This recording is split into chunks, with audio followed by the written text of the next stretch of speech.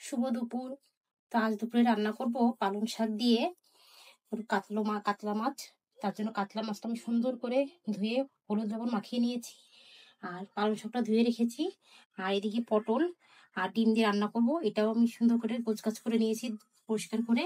এই যে দুধ আর এই সব ধরনের মশলা। আর এই পাশে লাউটা সিদ্ধ করে রেখেছি।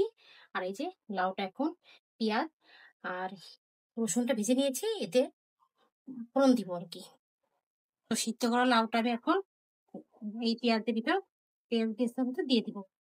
অপর পাশে আমি কড়াইটা দিয়ে নিয়েছি, তেলটা গরম হয়ে গেলেই আমি এতেই কাতলা মাছটা ভেজে নিব।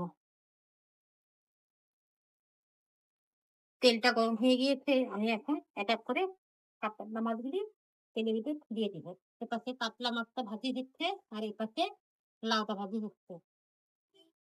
তাড়াতাড়ি হয়ে যাবে রান্নাটা। লাউ ভেজিটা হয়ে দিতে আমার। পালং শাক আর কাতলা মাছ রান্না করবো, তার জন্য কড়াইতে তেল দিয়ে দিলাম পরিমাণ মতন পেঁয়াজের মতন কাঁচামরিচ, এক এক করে মশলা দিয়ে দিব, জিরা বাটা, রসুন বাটা, একটু পানি দিব যাতে মশলাটা না পুড়ে যায়। তখন হলুদ লবণ মশলাটা কষিয়ে নিবে ততক্ষণ পর্যন্ত কাঁচা গন্ধটা না যায়। এর ভিতরে পালং শাকটা দিয়ে দেবো। পালং শাক আর কাতলা মাছ রান্নাটা শেষ।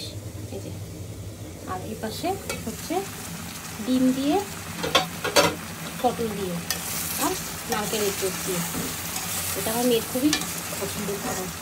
আলহামদুলিল্লাহ।